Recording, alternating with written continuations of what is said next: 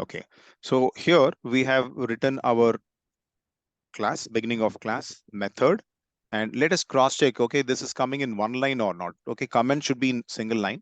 If you want to give multiple line comment, you can give it like this, slash star, and wherever it ends, you can say star slash, star slash. That is called as multi-line comment. Okay, so if you are having that confusion with single line and multi-line comment, you can just give it slash star in the end.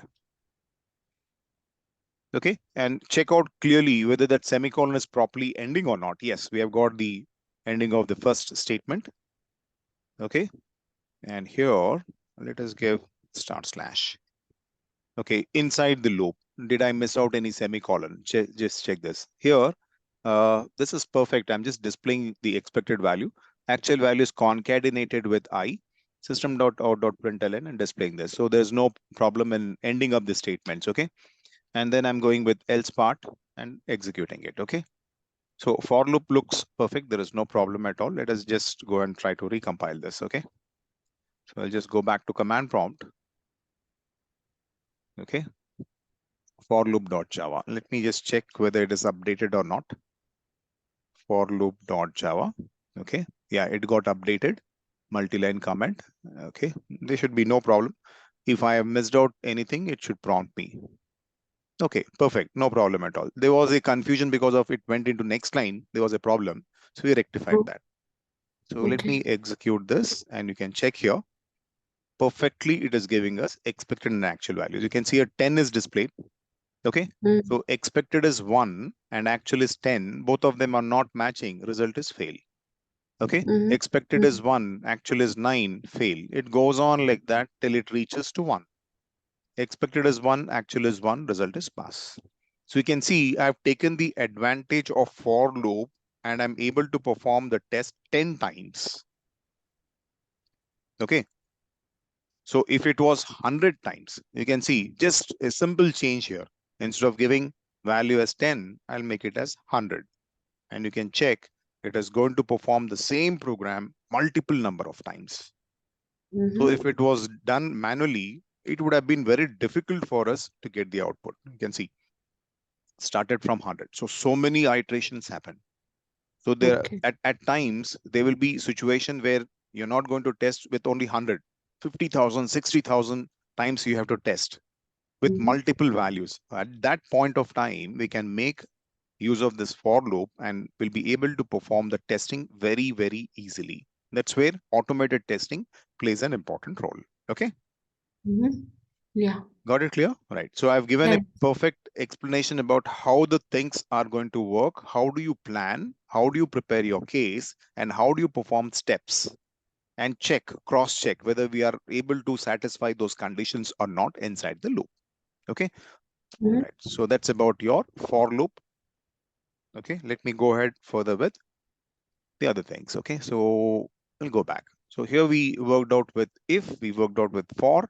Okay. We can even work with switch. Okay. One small point here. See, there is loop which are of two types. For loop is there, while loop is there, basic loop is there, different loops are there. Loop has got a purpose, that is iteration.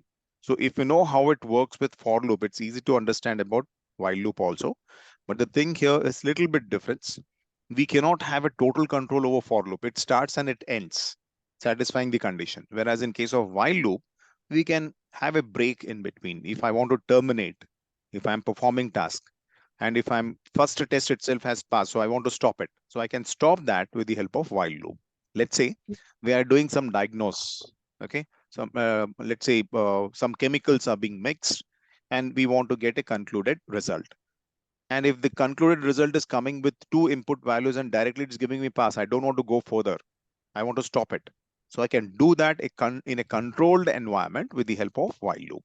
We'll see one example on that. Okay. Clear? Okay, now apart from this, if you want to have a dynamic switch, then we can work with switch statement. Okay, let us check the switch. While loop will take it next time, and method also I'll explain you next time. Okay, let's go with switch. So are you clear with if and for? Did you get the importance of it? Okay, remember. So if is the condition and for is like a loop. No, this is I'm don't think with development point of view. You have to think always with testing point of view.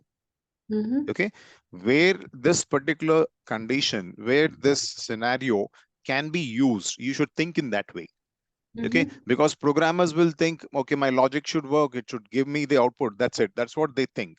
But we are crossing beyond that and thinking in a different perspective, like how I can use my Java and the Java syntax to perform test, and how it can benefit me at the time of testing. So example, what I gave you there, pass fail multiple times, 100 or 1000 times also, we can easily do it.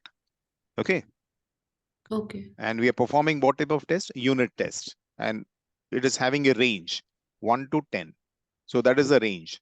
So we are even testing boundary values. 1 is the less, that is, what do you say? The lower bound, and 10 is the upper bound value. So lower bound and upper bound values, we are testing it. And we have got a range that is called as boundary value testing. Okay, we have got fixed testing, that is static. We are having dynamic accepting input values, that is dynamic testing. And we have got a range from 1 to 10, that is boundary values. Okay, that is, I'm testing number equal to 1, okay, or number greater than 1, number less than 10, number greater than 10. Okay, so that is how we are checking for these conditions, and we are making a boundary very clearly that our test is going to be performed from 1 to 10 or 10 to 1. Okay, that's called as boundary value testing. Clear? Yeah, clear. Okay, so let's go with switch. Okay, so once again, I'm just taking help of programmer. The instruction is given very clearly to the programmer, that is, write a program, okay, to accept two numbers using, okay, two numbers and display 1, 2 with the help of switch. This is what is the instruction given to our programmer. So he's going to write the program. Okay, and we are going to take advantage of the switch, and I'm going to use it in testing. Okay, so let's see that how it is done. So he's given the instruction to the programmer, he has developed the code. Okay, we are going to understand that. Okay, and we know that scanner is used because we are accepting inputs. Okay, so let's try to understand the program that is written by the programmer. All right, now check this. Scanner, we already know that what it does. We are accepting input number 1, that is in number, input number 2, that is the second input number. We are going to use switch, that is, it's going to check the addition result. Okay, it's going to add it, switch num plus num2. Let's say it is 2 and 2, it is 4. So if it is 4, what is the case? Case 1, it is displaying 1, giving a break. Case 2, displaying 2. Okay, and in the end, not 1 or 2, it's giving you that information. So let us check how this program runs. Okay, so until we execute it, we would not be able to understand the functionality of it. So I'll just copy this, and I'm using here the term switch. Okay, so let me just clear this. We are out from the loop and we are going with switch. Okay, so I'm giving here switch, cd switch. So we are writing a program for switch to understand switch, and that too dynamic values. Okay, so I'll just say notepad switch. I'll give D to understand that it is dynamic. Okay, dot Java. Okay, so I'm just pasting that and making the change in the class name here to understand that it is the same. I'll say switch D for dynamic. Okay, and let us check out the output directly. I'll save this. Let me go to the prompt, compile it. So I'll just say Java C switch D dot Java, switch D dot Java. No errors. Let us run this. So Java programmer has given us a program. We're going to run it and check out the output of it. Switch D, and I'm going to execute this. See what happens. It's accepting the first number. I'll give the first number as 1. Okay. Second number, I'm giving it as 1. So 1 plus 1, it is 2. Okay. 1 plus 1, it is 2. So it should do what? It should add and give me the output as 2. Check. Result 2. Okay, I'm re-executing it. This time I'm giving the first input value as 1, second input value as 0. So 1 plus 0, it should give me 1. So answer is 1. Okay, assume if I'm not doing that, if I'm giving something else, okay, I gave, let's say 2 and 2. It is not matching up with the condition. Okay, 2 plus 2, it is 4. So it's not matching up with the condition. So it's going to give us the default value, and the default value says that not 1 or 2. The result is it is not 1 or it is not 2. Okay, so that is what is the program for. Let us check here. First input and second input are added. If it is 1 plus 1, it is going to be 2. So it will switch to the case and display me 2. If it is 0 and 1, 0 and 1, it is 1. It is going to display me this 1. If it is 2 and 2, 4, we don't have 4 here in this case. Okay, it's not there in the case. So what happens? It will directly switch to the default and display not 1 or 2. Okay, clear? Yeah, clear. All right. Now let me use this for testing point of view. Okay. Okay.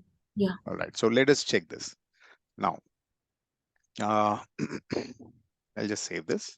Now coming to testing point of view, here we are going to decide based on the browser input value. So I'm just going to use, instead of using this integer, I'm just going to use string. Okay, string. Okay, string. I'm going to accept the string in a variable, let us say A, string A. Okay, I'll not disturb this. Let us take a next program. I'll just copy this.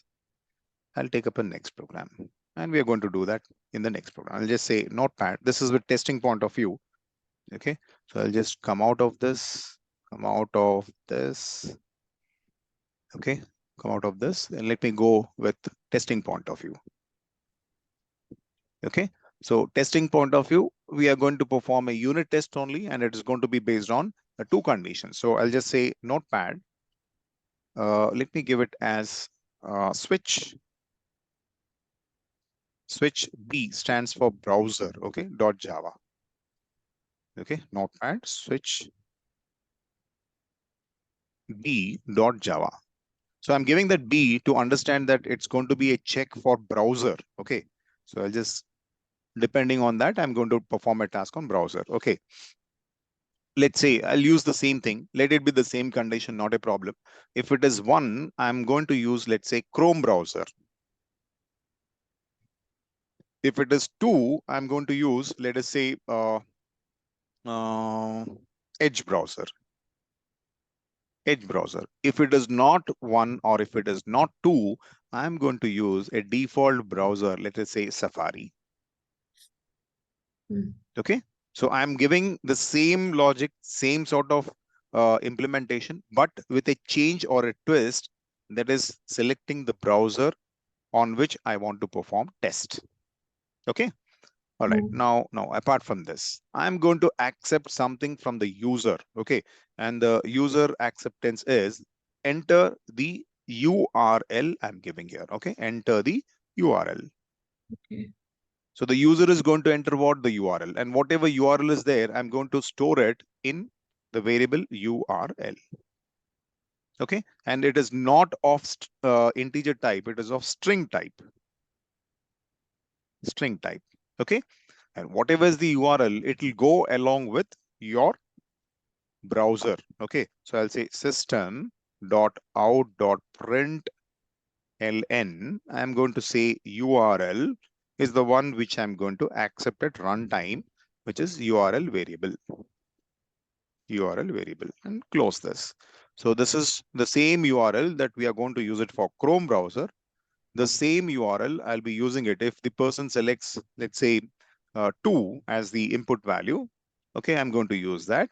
And if it is default, even for default also, I'm going to use the same URL. That means the browser is going to change, but the URL is going to be common. Okay, that's what it means. And here I'm making a check on number. Okay, so I'll give here enter 1 for Chrome, or I'll just say 1 Chrome. 2 is going to be for Edge. Edge browser. Okay. And 3 is your default. I'll just say default would be, if I don't give 1 or 2, if I give any other number, it's going to be Safari. Safari. This is what it is going to accept, 1 or 2 or any other number. Okay. It is going to give me Safari. So this is the scanner which is scanning out, and I don't want the first condition to be checked, which is URL. I just eliminated that. Second condition is the only one which we're testing. So if I give 1, it has to go to 1 and activate Chrome.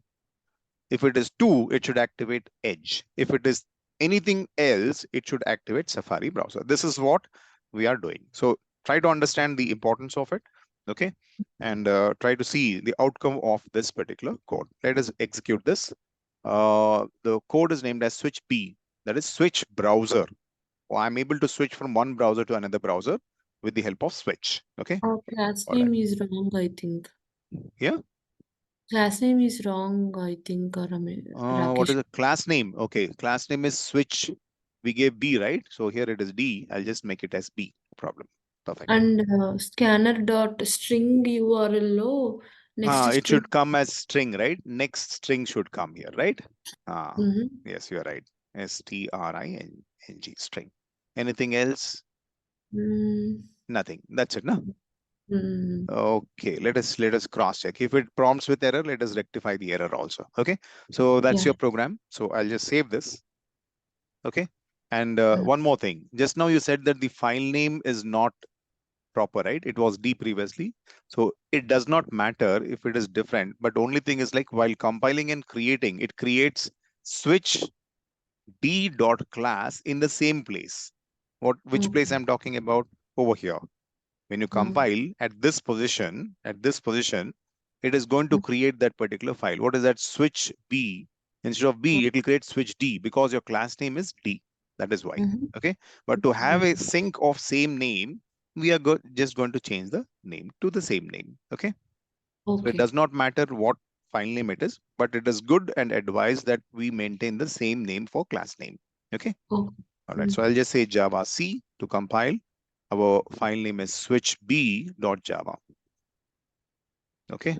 Something went wrong. Scanner dot next string. 1 minute. Let us check this out. Okay. There is some issue. So I'll just take the code, try to rectify it. Okay. I'm just trying to rectify the code rather than going and searching for it and struggling to get the outcome. Okay. So you can see it is next line, it says. Okay. The code is having next line. Okay. Not next string. It is next line. That's it. So we got the problem, and the problem is being resolved. And we understood that it should not be string. It should be line. Line. Okay. I just modified that. Let us just go and cross check it by compiling the code.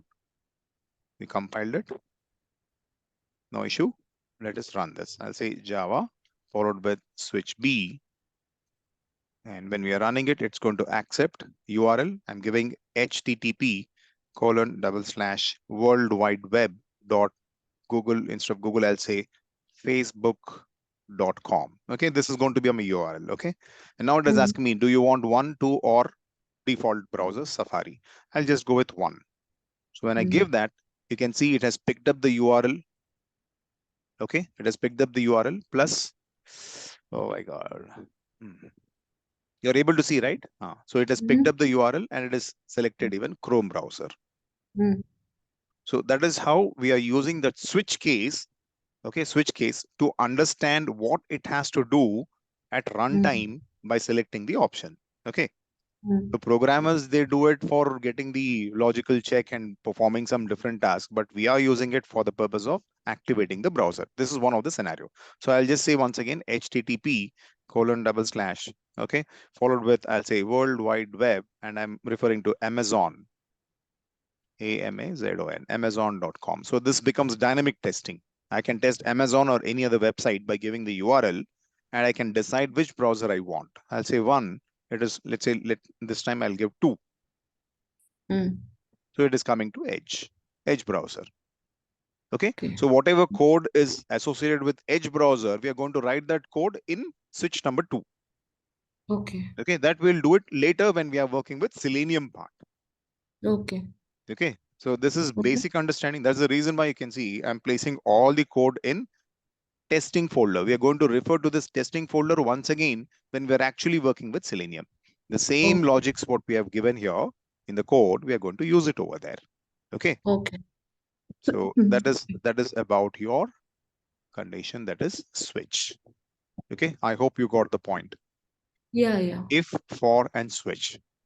Okay. We have done it with developer point of view, a simple program taking help of ChatGPT. We understood the flow of it. But the importance is how do you use conditional statements, loops, and switches which can fit in testing point of view is what we have learned here. Okay. Okay. So we are learning core Java basics just because we need that to write our script. And that script is called as test script. Okay. Programmers, they called it as program because it is basically the program which is targeted to get the output.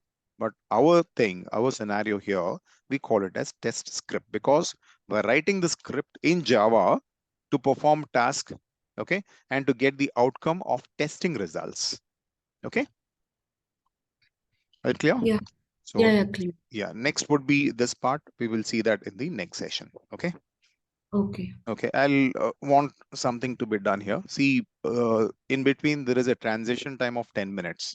So can we join little bit early, 10 minutes before, so that that transition time, even if it is there, we can take a break and we can go have tea or water, whatever we want for that in between break. And we can Okay. have half an hour, then the 10 minutes break is recovered because we joined early. And again, we'll have half an hour. That's how we can have a full coverage of time. Okay. Okay. Yeah. Yeah. Okay, then fine. So I'll stop here. We will continue in the next session. Do you want to have session tomorrow, Saturday? Is it okay, or we will move to Monday? Left to you. No, we can move to Monday Yeah. just for this week.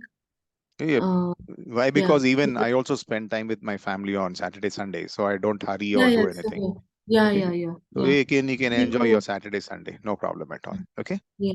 Okay. Okay. Yeah. Yeah. So just have a talk with Praveen once, na, because he was telling me to convey the message that he wants to talk to you. Okay. Oh, So yeah. yeah, so just make a call to him and update, right? Yeah. Can you stop the recording, Rakesh Yes, Garu? yes, fine. I'll just stop the recording